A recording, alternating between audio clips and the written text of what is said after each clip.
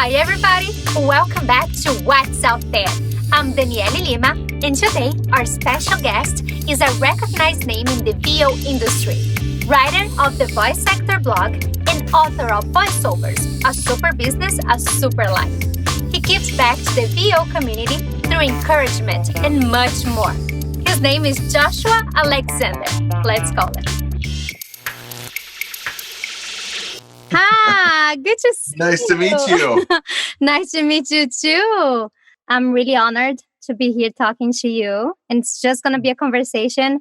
I've been reading a lot, the things that you post, and it's really interesting.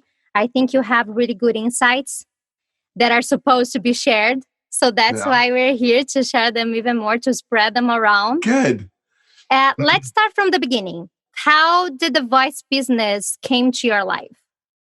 Boy. So my story is no secret. It's actually kind of accidental how I got into it. Okay. It's a little bit laugh-worthy, so don't judge me. But I got in through never, no judgment. Never.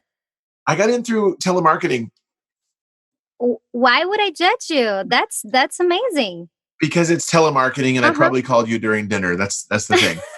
We gotta survive, we gotta make a living somehow. Yeah, the phrase rings true. I was young. I needed the work. I really enjoyed it. I was a salesperson, and so I would call businesses in the local Seattle area, and I would say, "Hey, this is Josh calling on behalf of Star 101.5. How are you?" And then I would read them over a cassette tape bed. I would press play on the cassette deck, and piped into the phone was a little bit of a soundtrack. And I would read them, "Your friends and neighbors at Bob's Plumbing want to take a moment to remind parents to talk to your teens about the dangers of drinking and driving." And I would read that as saccharine and as syrupy as I could. And people would book. But I actually ran into a situation one time where a client said, or a pre-client said, "We'll book, but only if you do the reading." And I was like, he wants me to read. Can I read? And so I had to ask. Can I read, please? Yeah, I had to ask management, but they actually said yes. And I'll just never forget going into the studio, popping on the cans, hearing my voice coming through and reading this script, and I was like, I really like this. And the rest is history. I kind of danced around voiceovers for years and years through doing jingles, through doing video production, through doing performing arts and singing and all of that stuff. And ultimately came back to my first love. So how long ago was it? Can I ask that? It was a very long time ago. It was 1993. It was a long time ago. So that's a long background. So you're a singer as well. Yeah, a little, really kind of these days only in the shower. That's kind of where there are people there in my head, and there's a vast audience that I get to perform in front of. But no, I don't. At some point, I don't know what happened. Maybe I was abducted by aliens and then re-delivered with a lack of desire for this. I didn't want to perform in front of people anymore. That's interesting. Somewhere that transition happened, and I just grew really self-conscious on stage. And that's why I love, going in there and doing it without eyeballs watching me. I love that. So did you have any agent back then? Did you start with an agent, or was all you?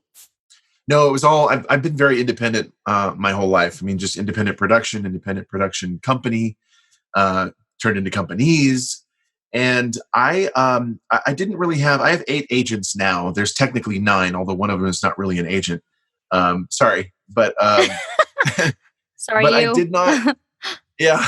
I didn't have an agent in terms of the music performance side of things. It was all independent.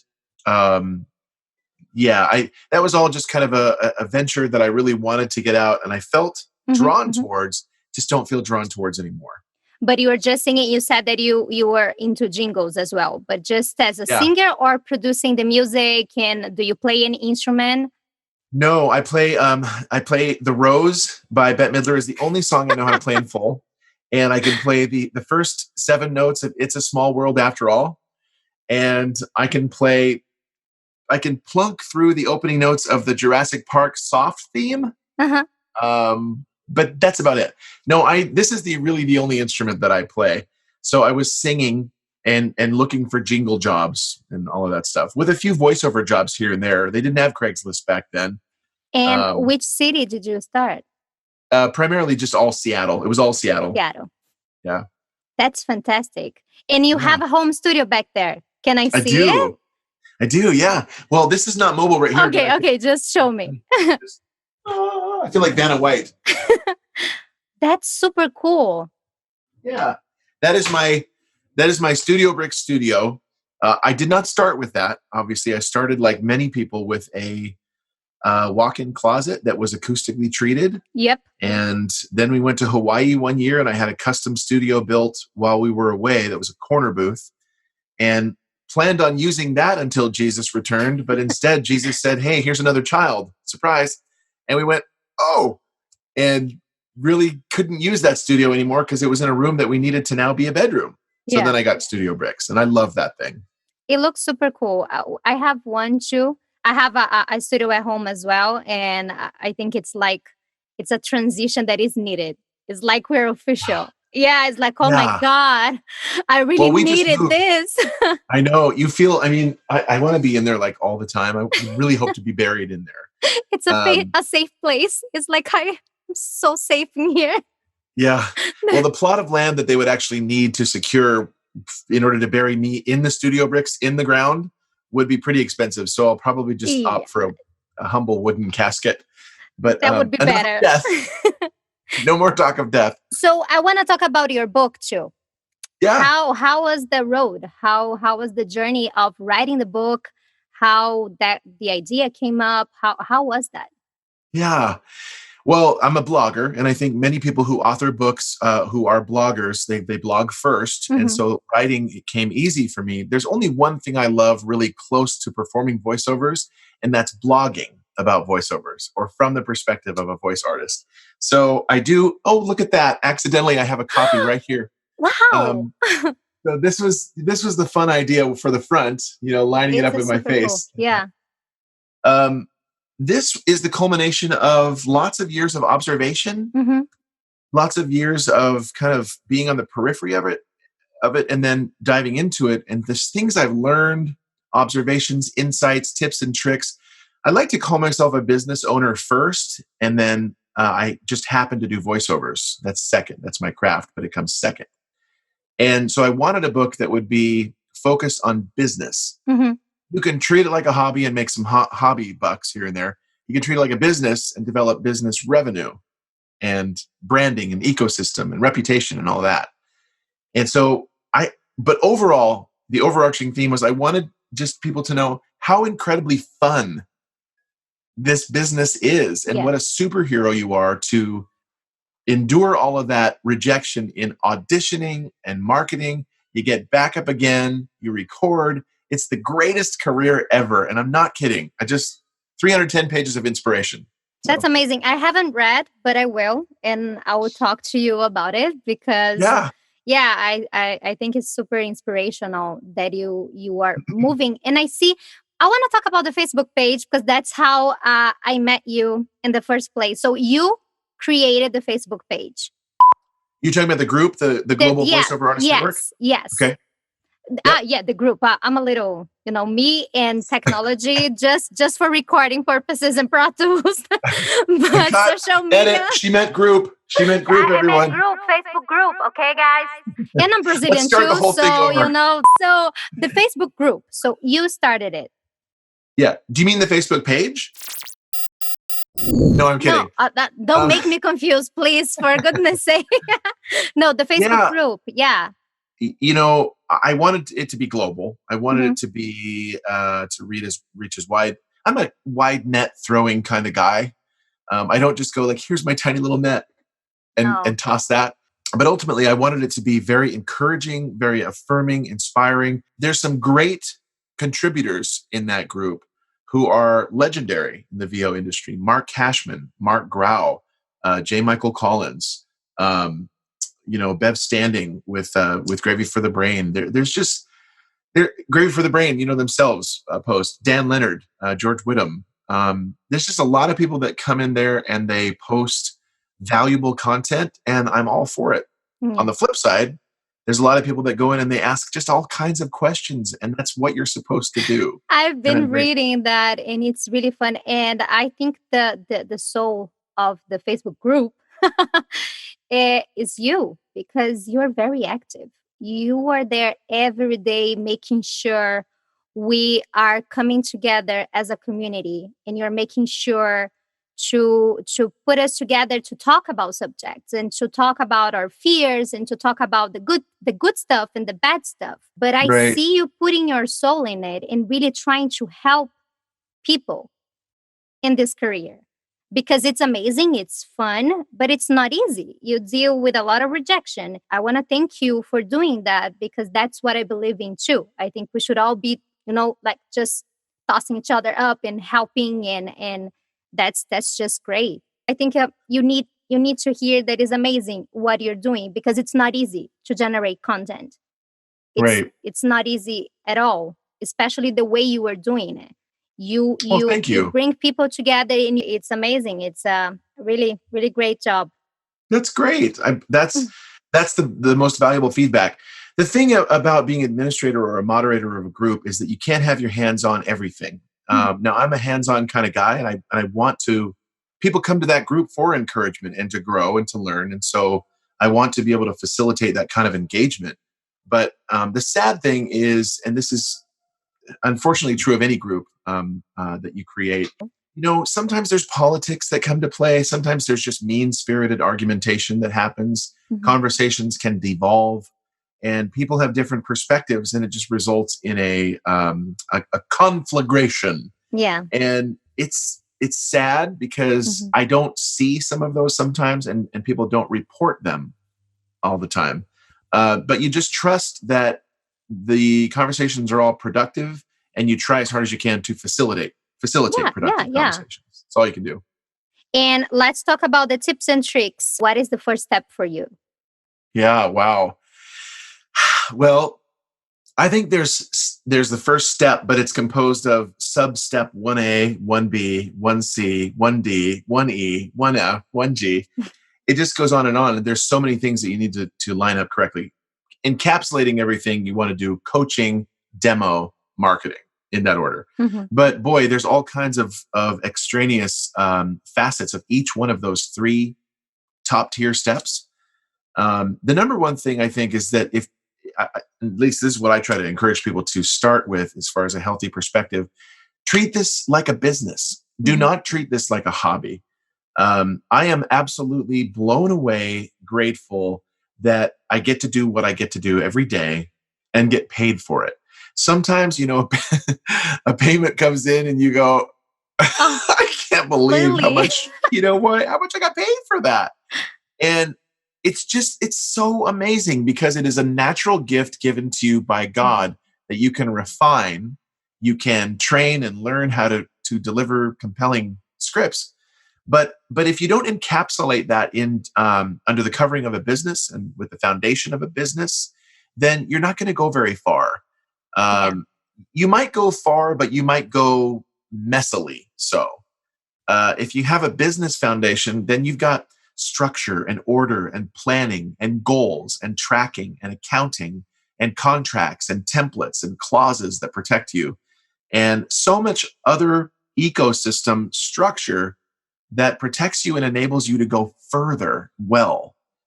So that's the thing that I would tell people: if you're starting out, don't treat this like a hobby. It's not a hobby. It's the worst hobby you could possibly have. You do primarily voiceover, but Mhm. have you done character voices or dubbing or any kind of different voice work?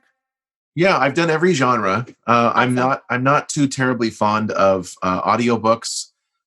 They just take forever to do. God bless the people who like them because they have a tenacity that I will never know. They have spine and an endurance that just was not baked into this guy. But and character and animation, I just did an audition for a real scary. Obviously, Halloween is coming up. A real scary script that is lots of fun. And getting down dirty and talking like this. I don't do those very much, but I can do them well. I prefer a more straightforward commercial corporate or e-learning project or explainer videos. That's my wheelhouse.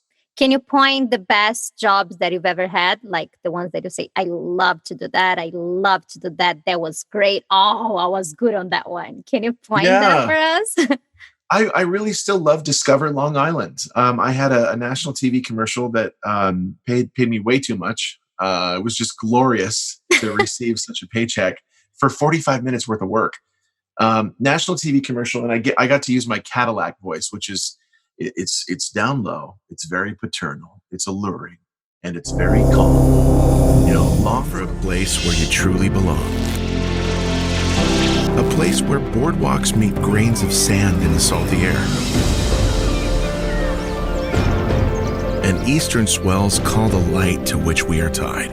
And boy, you see the cinematic sweeping images that they show when you finally see the video of the shoreline and, kids swinging in hammocks and DSLR, a depth of field photography and just gorgeousness. And you get to be a part of that. And it's like, man, I had no idea it turned out so well. And then there's Green Dot Bank. I got to be the voice of Green Dot for a year-ish. One of those series of commercials, they sponsored Ellen DeGeneres's 2 nights of giveaways or whatever it was during Christmas. And it was brought to you by Green Dot Bank. So every commercial break, Ellen would say, once again, we're sponsored by Green Dot Bank. They'd go to the commercial. Open your account today at greendot.com. Spend like normal. Save up like crazy. With Green Dot Bank, the best value bank. That was me. And massive exposure on that one. So it was really fun. And you always work from home, or before the pandemic, you used to go to other studios and etc.? No, I work from home. The only time I would really venture out to another studio is if they want ISDN capability. But I mean, you can get an ISDN day pass through IPDiddle. Yeah. So I could do that. Mostly it's Source Connect capability. When I did not have Source Connect, yes, I would go down to like Bad Animal Studios or Victory Studios in Seattle.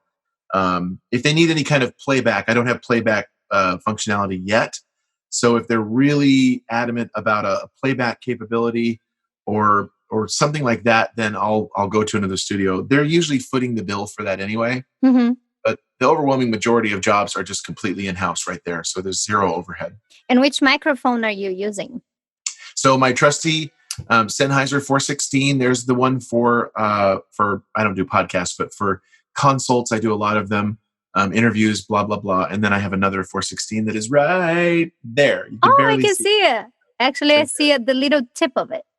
And you read the script like in paper? Do you have a screen? How is the work environment? So I have an iPad Pro. It's the big screen one because my eyes are, I got to use these. But they're actually, it's output to a larger screen, and they're a TV screen that's mounted on a stand towards that side of the studio, towards that wall. Okay. And so I have a little desk in there that you might be able to see a little bit of. And then the iPad is down below. I scroll through there and flick through and go to whatever I need to, but it's mirrored on the big screen so I can see the font bigger. And that's how I do it. If there's a job that you really wish you would do, like, oh, I wish I can do that one day, or if you covered everything, you're pretty much covered. I would love if now Johnny Ive has left Apple, but I always love the delivery of Johnny Ive for Apple reveals, the iPhone reveals. They're just magical. And the cadence that he delivers is so slow and methodical, and his accent is just beautiful. I can do a British accent, so I would love to do, like Johnny Ive 2.0. Can you do a little piece for us with the British accent? I knew you were going to ask me that. So this is why I perform off camera. No, but right? you can turn your back to me, and I'll just hear. I'll go like this. If you want. Yeah. Yes. Perfect. Just do that. Yeah, so I'd have to look at a script because I don't improvise very well. But he always talks like this. He's very subtle and down low, and he releases the product while the light shines over it to be so alluring as to make you purchase the next iPhone. Ideas are extremely fragile. Ideas are not predictable in terms of when you'll have them and how many you're going to have. And so over the years, we've really created a team and an environment that I think really increases the probability of good ideas. And when they actually arrive, I think nurtures them. I mean, it's just, Really good. it's so calming and Yeah. so like, you just want to go, Oh, Daddy, take me to bed. I'll buy anything you want. yeah, shut up and take my money. David Attenborough is another one. If they ever needed, I've wanted to land a David Attenborough-like narration because he's so squeaky and so fun and so statesman, elderly voice with that rich, crisp British accent. I would love to do those. You have a good range, right? You go like from a very low place to a very high and motivational and fun voice. Peppy. Yeah. Yeah. Well, I think the more palatable you can make yourself, the more broad and diverse your offerings, the more you'll survive. The old adage goes, adapt and overcome, or adapt or die. And that's part of where my branding comes from. After reading Celia Siegel's book, Voiceover Achiever, great book, really good book for branding and other things, I came up with superhuman being, superhuman voice. And that's my branding. So superhuman being comes from just, I love to give back. That's my love language. And I do these consults and the blog and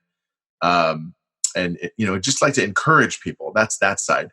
But the superhuman voice comes from a wide range of offerings with different accents and different tones. I like that variety. The more you can have in your wheelhouse, the more, maybe the less marketable you become because it's not quite so refined. Mm-hmm. But the more surprised people can be and go, you can do that too? Yeah. Was that Oh, I you? didn't know that. Was that commercial? No. Yeah. Yeah. Yeah. Because some of the voices that you made where you were like simplifying, I was like, wow, didn't know you had it in there. So it's super cool. In all this lifetime doing voiceovers, have you ever thought about giving up? There was a time in your life where you thought, maybe I should stop. Maybe I should change roads. Yeah. I don't know. No. I found what I love to do. I don't work a day in my life. I just love this. I'm so grateful for what I get to do. And I'm blown away that I get to do it and that it has turned out so well. I've got 14 jobs for the week. It's a great week and it's only Wednesday. That's a really good week. And repeat clients, there's nothing like them, when they come back and they've come back. What a rich, it's a rich honor to be chosen and then to be chosen again. The only thing that really assails me is when I come up against politics that I don't understand. Sometimes when you run into those, it's just like, okay, I get it. But like, why the whole rigid structure and why is there this group that I can't seem to get into, and why is there that clique? And there's politics everywhere, voiceovers notwithstanding. It's just one thing you kind of have to tolerate. It sucks the wind out of my sails here and there. I see some voice actors trying to make it look way harder than it is. Like, you cannot sit with us, like you cannot be part of it. Let me see your specifications. Let me see what you've done. Let me see if you really can be part of us. If you really can. And I'm like, come on, guys, just, it's not, of course, it's a great profession. I think we need to work on ourselves every single day. Right. But don't scare people, don't make them think that it's harder than it is. Maybe you're helping someone that is going through a life that they are miserable, that they are doing a job that they hate, they're going to find joy, and they'll give you work someday. You never know. Life turns around, it just goes around, and we never know who is going to give you a hand and say, hey, here's a job for you. Right. Well, on the flip side of that, there are people that are just absolutely kind of the elder statesmen of the voiceover industry. And I can think of nobody better than perhaps J. Michael Collins. He is at the top of the food chain, and yet he will still come down and commiserate with the rest of us mortals down here.